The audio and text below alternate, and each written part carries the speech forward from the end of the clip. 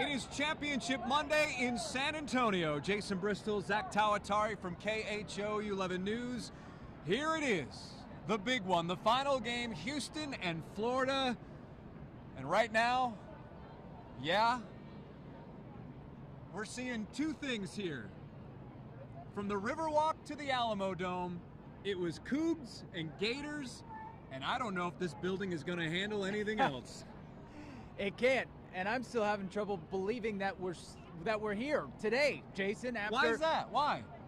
It's just an incredible finish to that Duke game. Okay. Still hanging over the way that I think everybody is seeing this championship game, and I just hope that Houston has fully recovered from that and they have moved on to now entirely squaring their attention on the Gators. I think they will. I think they have. And, I mean, the fans have already moved on, obviously. They're getting ready.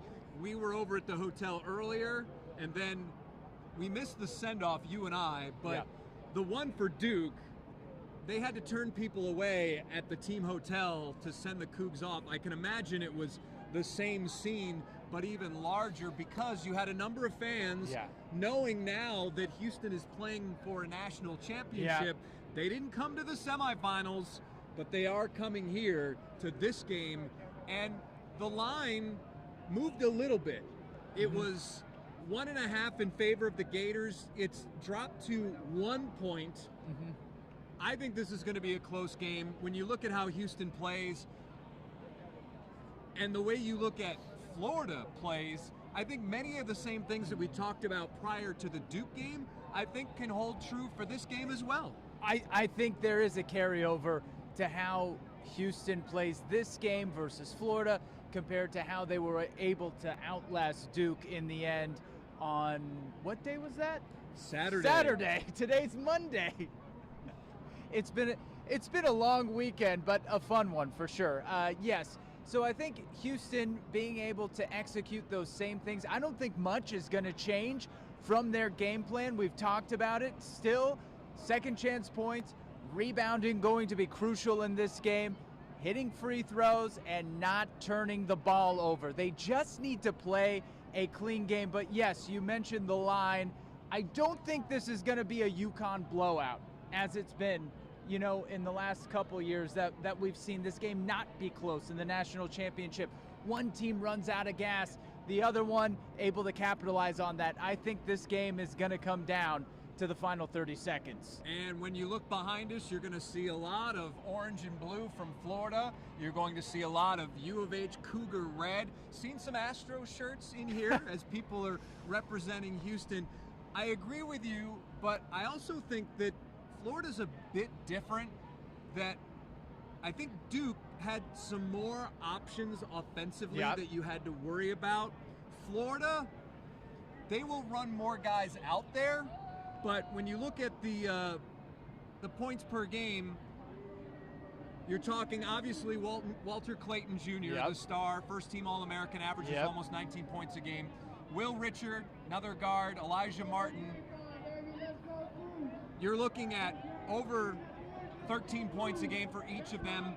You've got a forward in Alex Condon who's 10 points a game, and then a big who doesn't really score much. He's in there for rebounding. It's, in many ways, I think these starting lineups almost mirror each other, because Houston goes with a three-guard offense as well. Right. And facing Duke, obviously, you're facing a team with a lot of weapons in terms of offensive firepower. That's not so much the case with Florida. I mean, it is generally contained in terms of the explosiveness, the dynamicness to Walter Clayton Jr. So if you can stop him, in theory, you should have a really good chance against this Florida offense. But, fatigue could play a factor in today as well. You don't know. Yeah, and when you're looking at what's happening behind us, we have this setup here. Obviously, you have the road ends here. You have the 4 teams, now down to 2. But this is a very popular spot for photographs. And now I do see a Yankee fan back there with a sign. Are you seeing this? It says, I saw it. Astros cheated. I saw it. That I would have never expected to see here in San Antonio. Yankee fans saying Astros cheated. Hey, you're anywhere there are the Astros, there are going to be people who or Houston bring that up, or Houston, yeah. So that's just pretty much what it is. For Houston, I'm going to say that it comes down to second chance points and pace. Yeah. Kelvin Sampson, prior to the game against Duke, didn't give us much other than, hey, Cooper Flagg's really good, and we've seen Proctor 3 times. But what he does give us following games is tremendous. He will let us in on a lot of the strategy, what was part of the game plan before the game, halftime adjustments. He mentioned pace in that game against Duke after the game. That was important. They knew that they had to hold this team, Duke, in the 60s, low 70s. He mentioned second chance points.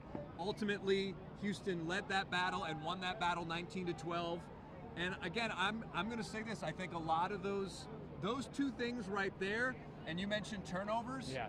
Those are going to be huge for this team, but also you're going to need somebody to pick up the slack scoring-wise other than L.J. Cryer, because L.J. Cryer at one point early second half, I think they had 36 points, and he had 18 of them. You're going to need another guy to step up and score, because LJ was on the court for 40 minutes and was doing work. And you cannot win a championship game with one guy carrying that kind of load. I don't think it's happened before, and I don't think it could happen tonight against a Florida squad that has a guy, but you're going to need other guys to step up in this game for Houston, without a doubt. If Houston wins tonight, it's not going to be because of L.J. Cryer. He'll have buckets. Yeah. I'm not saying he's not going to have buckets. He always has key buckets to keep Houston in the game. He's shown that throughout the tournament. He's shown that throughout the regular season. But it is going to be an effort of a guy like an Emmanuel Sharp, somebody who we've seen hit threes. Threes are gigantic in postseason basketball in terms of momentum. It's not just the actual amount of points. It's more than that. They come into play so much to keep your team in the game in terms of momentum, clutch. That's what he's been. I mean, he was that last game versus Duke as well. The three that he hit to keep them within three late in that second half, they wouldn't have won that game without that three. And Emmanuel Sharp, what we love about him is that no matter how many he's missed, he's still going to throw it up there. So for Houston, I think looking to get him involved is going to be an important thing tonight. And some of the fans that you will see at this game, not behind us, but you will see at this game, Hakeem Olajuwon is here. He was here for the national semifinal. Jim Nance will be in the crowd. He was here for the national semifinal. New to the group will be Clyde Drexler, Phi Slamma Jamma Clyde Drexler. And I'm certain we'll see quite a bit of Cougar red in this crowd. One thing that we haven't touched on, we keep talking about this dramatic and incredible rally that Houston had to win its national semifinal game over Duke. Florida had its own. Oh, yeah. Florida had its own miraculous comeback, and that was in the regional final, right? That was the regional final. They were down to Texas Tech. They go on an 18-4 run in the final 3 minutes. And they go on to win that game based on, much like Houston, or a little different, much like Houston, the rally at the end.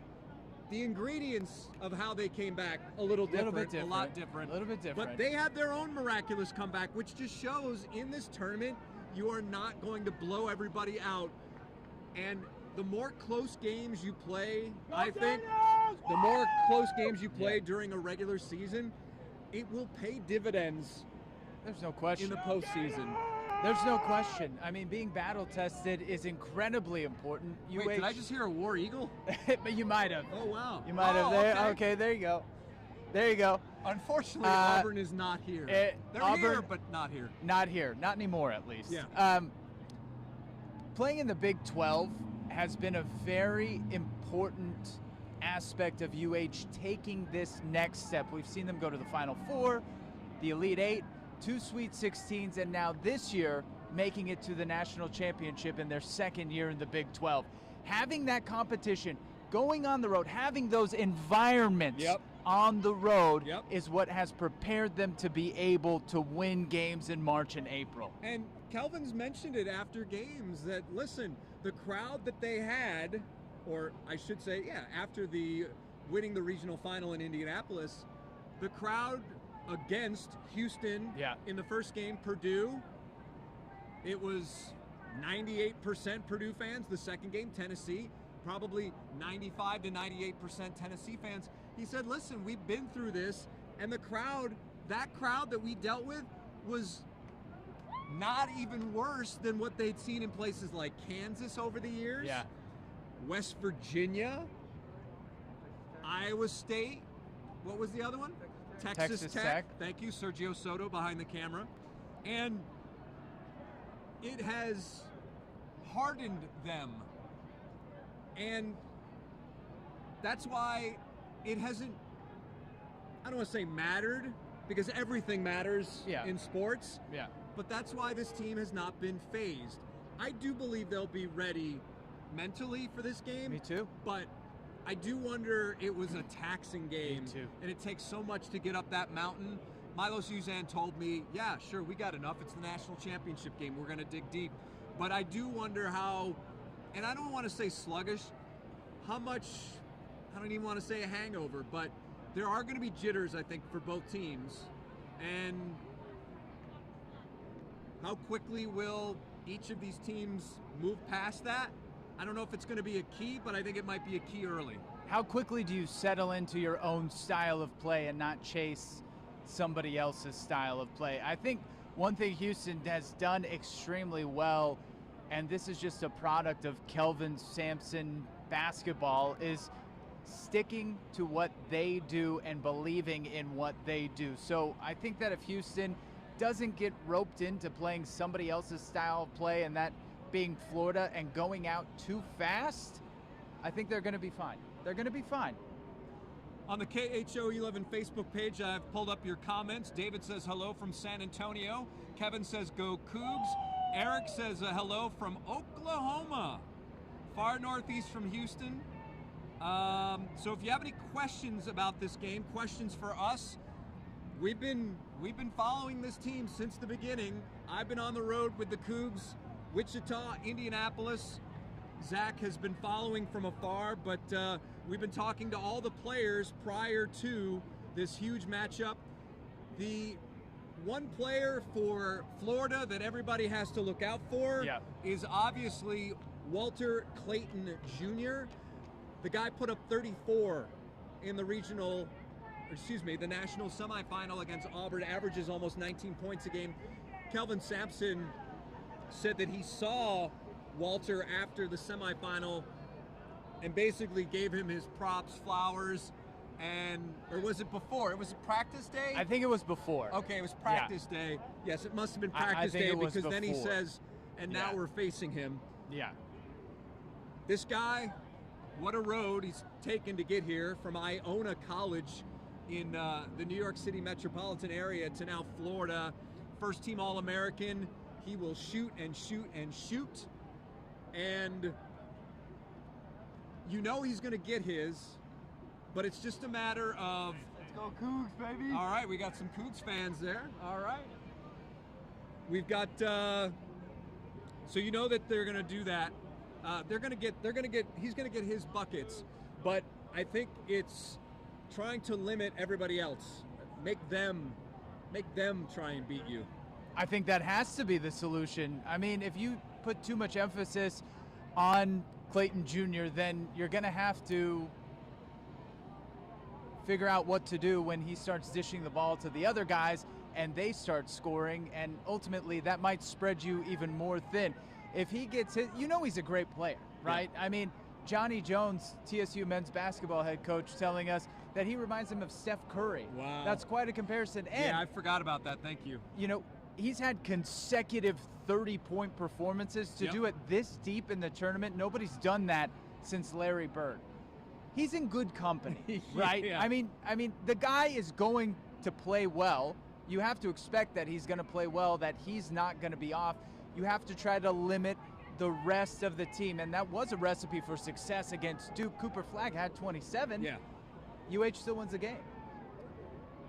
It's interesting when you look at Walter Clayton Jr.'s stats, or his stat line. Guy hasn't scored fewer than double figures in 3 months. If you're Kelvin Sampson and the coaching staff, and you look at that final box score, and you look at Clayton's points, what would you be happy with? What are you willing to take? I don't care if he scores 30. Okay. It doesn't matter. All right. 30 points isn't going to beat you. Okay. That's a good point. It's about limiting the rest of the guys. I mean, yes, of course, contests. You want to make him not. You don't want to give him, easy shots all night. But don't concentrate your effort on beating a guy who's probably going to beat you anyways. Concentrate your effort on locking everyone else down.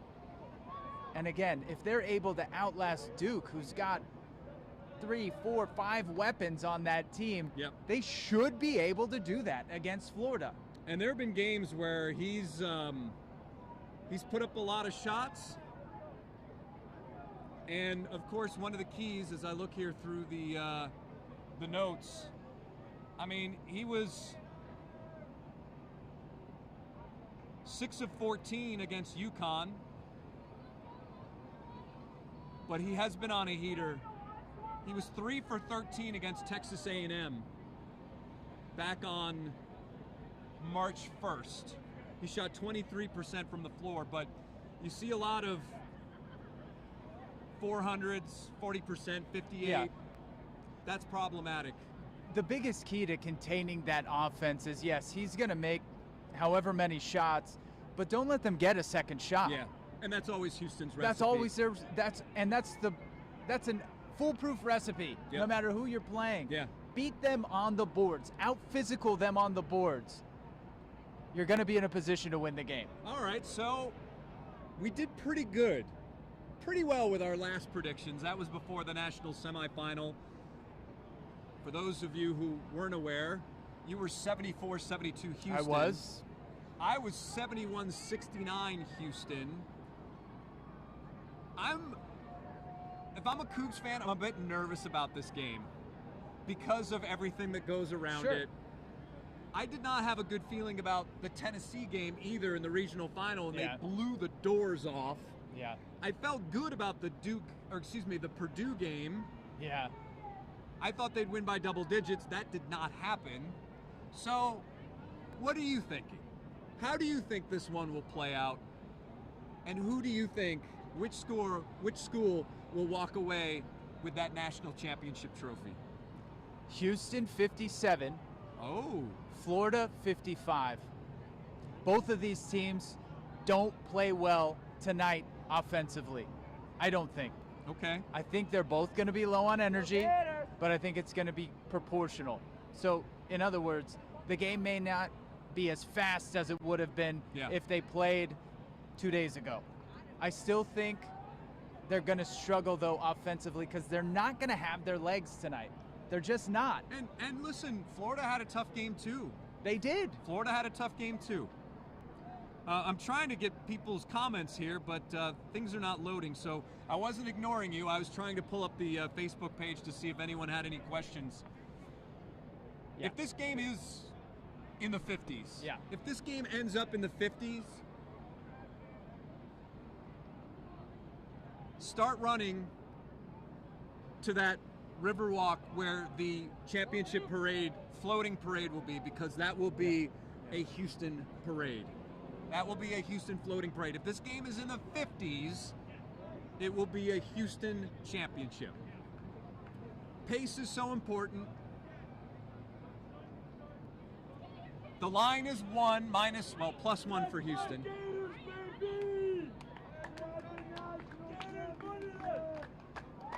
I'm going to say Houston wins by 7. 64-57. Okay. I think that they will hold. Okay.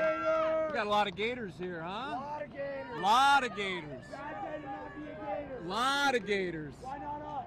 Why not us? But you know, that's interesting. Why not us? Houston's saying the same thing right now. Houston is saying the same. They're saying the same thing. They're saying the same thing. I think the pace will be very sluggish in that first half. But I do think that eventually Houston will wear down. They will wear down the Gators. I just don't know if they're going to shoot it that well tonight, Jason. You don't think 64? I don't know. I don't know. That's going to take some perimeter shooting. That's been the difference this year in this Kelvin Sampson team. But it's funny how a lot of the things that you do well all season seem to go wrong in the national championship game. So I don't know. I think whoever wins this game is going to scrap it out tonight. Yeah, but in the 64-57, that's bad. A scrap. It's not. Yeah, I agree. It is a scrap. I think they both might have a very bad. They both might not shoot the ball well tonight. Are we surprised by the number of Gator fans here? I'm not. I mean, there's a lot of There Gator are a fans. lot. There's more And blue than red obviously- where we are. Yeah. There's a lot. All right, so your final was? 57-55. I'm going 64-57. We shall see if Houston slugs its way to its first national championship, whether Kelvin Sampson earns win number 800 for his career and his first national championship. Man, wow, that would be something. It would be something. All right, everybody, that's going to wrap it up here from the Alamo Dome. For Zack Tawatari, I'm Jason Bristol. Thank you so much for watching us on KHOU 11 Plus and our other KHOU 11 platforms. Once again, it's Houston and the Florida Gators in the national championship game. March Madness will end on a Monday. Thank you all for watching, and we'll see you after the game.